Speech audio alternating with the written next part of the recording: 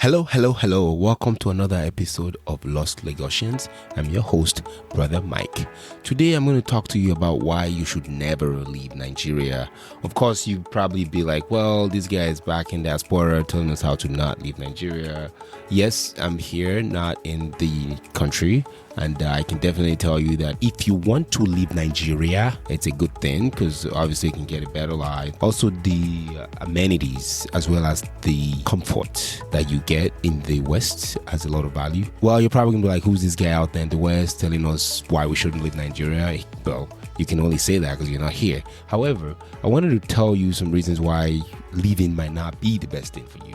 Now, granted, a lot of Nigerians leaving Nigeria. For example, in 2018, the Medical and Dental Council of Nigeria reported that there were 72,000 national registered Nigerian doctors, but only 35,000 of them are practicing in the country. So about half of the doctors, medical and dental practitioners are not in the country. They all left. Data published by the Canadian government in 2019 reveals that the number of Nigerians issued permanent residency in Canada has tripled since 2015. In fact, in 2019 alone, more than 12,000 Nigerians immigrated just to Canada by itself. So 43 to 45% of Nigerian adults plan to leave the country, according to a Pew Research published in 2019. So at the time of this recording, this is in 2022. So think about it, like almost 1 in 2 adults in Nigeria want to leave the country. That's half. So it's kind of interesting that you see a lot of people who are trying to leave the country. But before you leave the country, there are a few things to consider. And this episode, I just want to quickly go over some of those items to make sure that if you're leaving the country, that is the right thing for you. Number one, age. Age is very important because even though you leave the country wherever you are, if you are middle age or maybe over 50, 60, it may not be the best thing to leave because it'd be a little bit harder because it is true that there's age discrimination in the West. I don't care where you are in the West, but they'd rather hire someone who's 20 versus someone who's 55 or 60. So age is something very, very important. If you spend a lot of your career or if you spend a lot of your time doing work in Nigeria, you already are used to the system and you're familiar with what's happening and you're familiar with the work culture and how to move around and get things done. Perhaps you probably have a family at this point in time. So that's something you probably want to consider if you have to uproot everything and just come here and you're not going to get a very good job because you're not really skilled. Canada, US, UK, Germany, a lot of those countries don't value Nigerian education. I don't care where you go to. Unilag, Uniport, University of Abuja, doesn't matter. Even the private universities actually are not recognized or accredited internationally, no matter what they tell you. So it is very, very hard to bring your degree abroad and say, well, I went to a school, University of Ife, for example, or Ile-Ife. I went there and because I went there, I can use my degree to work. No, you're going to have to start all over again. The majority of people do. Most people do. Even if you don't start over again, you have to take an exam. So that's something you need to think about. Are you ready for that? So age is important if you have a career going. And now I'm talking about your education as well. A lot of medical professionals come over to the US in particular, and they end up going for a master's in public health, even though they were practicing medical doctors in Nigeria. A lot of engineers that come here who went to engineering school in Nigeria, for example, Ife, Obafemi University or University of Ibadan, they come here and they have to start all over again to take the professional exam because they have to be accredited by the Board of Engineers. So really, really something to consider if you're coming and you want to leave Nigeria. Make sure you have your education all figured out. Another thing to consider is when you're immigrating, how are you immigrating? Now, some countries like Canada have programs where you can immigrate. It's a point system. This video is not about that. There are a lot of videos on the internet that talks about how to navigate that. But this is just to tell you that if you plan on leaving, it's best to come through an immigration system so that you come in as an immigrant. If you come in just as a non-immigrant, it's very, very difficult because you have to pretty much try to fight for your paper or marry someone and try to get some RNG, which again is very difficult to do in this day and age. So something to keep in mind as well is your immigration status. Very, very, very important when you come here. And if you come here as a student visa, you can't walk out of campus, you need special papers and documentations, even though that's a good way to come over. But again, after your education runs out, I think you get a couple of years to work, and after that, what next? You're going to need an employer that will file for you. Are you sure in your field that you carry a choice that you find an employer that can file for you? So something else to keep in mind is your immigration status. Another thing I wanted to talk about is your social life. If you're traveling outside Nigeria and you have your social life built around Nigeria is a very, very social country. If you come to the West, not very much. So you have to think about that. Like, if you come here, can you be able to not... If you come here, are you comfortable with not going out but working 40, 50 hours every week? Are you comfortable with not socializing or not having the O1 bay or not being able to go out and hang out with your friends, block the streets and jai? All of that is something you have to consider, because here in the West, there's no such thing. Unless if you are in some bigger cities, like in the US, city of Atlanta, for example, or Houston, to an extent, maybe Chicago. Those are places where Philadelphia, where you can have those kind of events. But again, very, very seasonal. They don't happen in the winter because it's too cold. And if you're someone who, let's say you're a chief, or you have all these associations where you are participating in, that makes you connected and rooted back home, that's something you have to give up. And if you're working, as most people will be, you're not going to have time for that. Home is also another important factor. Like, there's nowhere like home. Even those of us that are out in diaspora, we also miss home. We want to go back home any chance we get, but we don't have a lot of time because a lot of us are working too much. And even if you were to get time off, you get 2 weeks off at best. If you're lucky, 3, maybe 4. Unless you are self-employed, then that's a different story. But if you're self-employed, you're probably an entrepreneur. And if you're an entrepreneur, there are a lot of challenges that come with being an entrepreneur.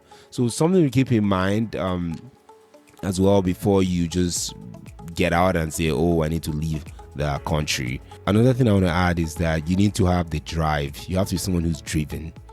Living in the West does not afford laziness. And I don't say laziness in a negative way.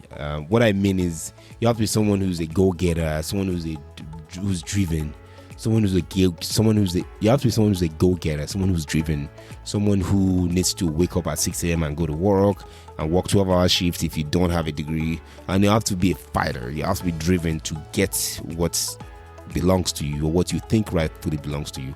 One more thing to consider is the racial element. You're not home. Here, there's racism, and racism is real. Police brutality, police maltreatment. And this is not something limited to the US only. If you go to the UK or Canada, all those countries have their issues as well, even Australia. So that's something to keep in mind, because if you're in Nigeria, you don't have to deal with all of that. Now, granted, Nigeria has issues as well, but I think that if you want to come here and you have all these factors, or if you want to come to the West and you have these issues going on in your mind, it's something to really, really, really consider. What are your responsibilities back home as well? Do you have old and aging parents that you're taking care of? And do you have siblings that can take care of them if you leave? Yes, you can say, well, you come to the West, you can send them money. But if you have parents that are aging and you want to be around, there's much more to life than just uprooting yourself and then leaving Nigeria and so I want to come here, because you don't even know what's here. And more importantly, if you are someone who's religious and spiritual, did you pray about that? Is that something that you've consulted with the creator and say, well, maybe I want to leave the country? So just something to think about. A lot of this is what people don't think about, and they end up embarking on a journey, and life actually gets harder. I've had a lot of friends and so many stories of people who come to the US and their life is actually worse. Yes, Nigeria is bad, yes, things are hard, but the beauty about being back home is if you are able to network, if you're able to meet people, if you're able to hustle, if you're able to be in a particular social class, you may be able to find a way. There's always a way, there's always a tomorrow. When you come here, also keep in mind there's a lot of bills to pay. You have to pay for your car insurance, you have to pay for your health insurance, you have to pay your power bill, your phone bill, your electricity bill, your gas bill, taxes, and daycare is very expensive as well. And need I say health insurance. So again, this is not a discouragement. It's not to say, hey, don't leave Nigeria. However, it's just to say consider and weigh all the costs. Make sure you've done the math. Make sure, more importantly, when you're coming, you know the immigration status you're coming in, know what your visa does and what your visa limitations are. So you don't come here and be surprised, especially now Nigeria is going through a tough time. Many people are actually wanting to leave Nigeria. Most adults, most people in the 20 to 45-year-old brackets, their most important goal for some of them is to actually leave the country. And even those who don't want to leave the country want their children to leave the country. So while you're planning on leaving Nigeria, thinking about leaving Nigeria, you need to think about all these things. So in summary, you need to think about your age. If you come here when you're younger, you have much more opportunities and much more to achieve versus when you come in when you're a little bit older. Keep in mind that your education will not be valued, your Nigerian education that is. So you might have to start over again. Are you one that is willing to go back and start again? Are you willing to take a media job, like be like a nurse assistant or CNA, certified nurse assistant, and what you're doing is wiping old people's butt? Nothing wrong with that, nothing against that, but is that something that your type of personality can tolerate? Also, when you come here, what kind of immigration status are you? Are you coming here on a visitor visa? Are you coming here being illegal? I've had so many friends how to do marriage and marry people that don't want to marry, pay for different things just so they can have their papers. Is that something that you want to do? Is that something you're comfortable with that you can sleep at night with? There are other things we're not even going to talk about regarding the medical and the depression and the chronic insomnia that a lot of people have because of the stress of living in this country. Remember how they used to say back then that Nigeria always ranked as one of the happiest country on earth?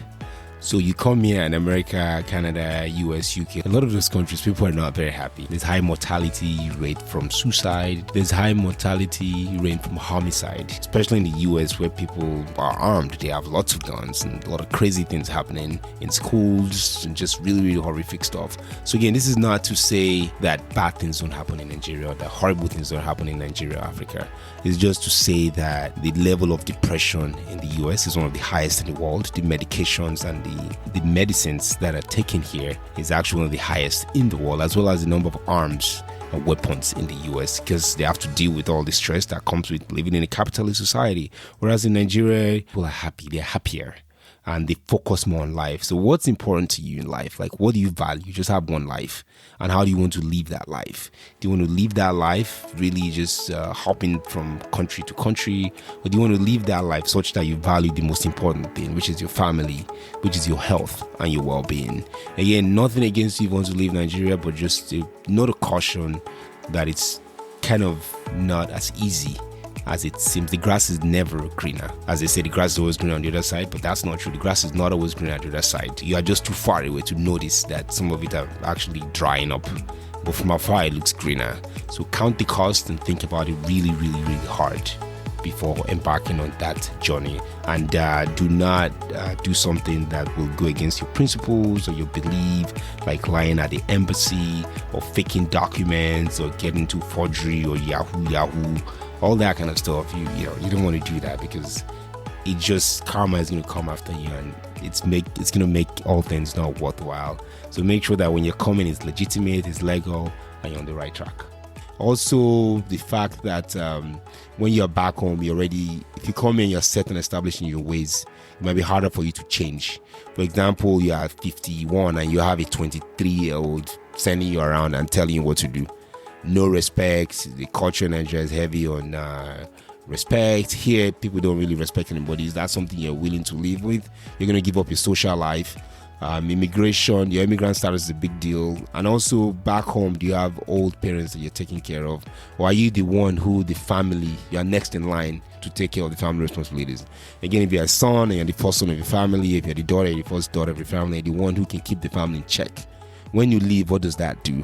Or if you have a property in Nigeria, a business in Nigeria, why would you leave that so you can come back here and then do what? Be an Uber driver or work on Amazon for minimum wage? That just makes no sense. If you're back home, you're comfortable. If you're back home, you're in a position where you have housemates, you have a driver, you have a gate man. Why would you want to leave all of that, come to the West and start over again? I'm not saying don't leave Nigeria. I'm just saying think about it and think twice. All right, guys, that's all I have for today. Thanks for listening. Yeah, if you're not yet subscribed, please go ahead and subscribe. Please hit the like button as well. That helps our ratings. Thank you for listening, and Eko Badje.